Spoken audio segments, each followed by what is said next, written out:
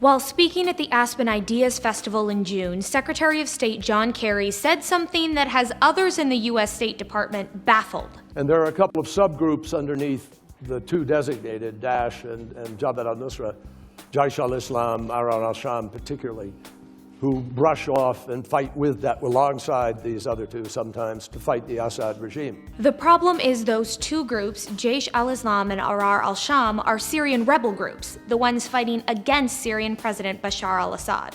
Those two groups aren't the ones supported by the US. That's the Free Syrian Army and the Kurdish Popular Defense Units. While the comment went unnoticed by many, the Washington Post took note. Two administration officials told the outlet that Kerry calling those organizations subgroups of ISIS and al-Nusra was wrong and potentially harmful to U.S. government efforts to convince the Russians and the Syrian government not to attack them. Russia has been trying to add Jaysh al-Islam and Ahrar al-Sham to the UN sanctions list for ISIS, and Kerry lumping those groups together with ISIS fuels the Russian perspective.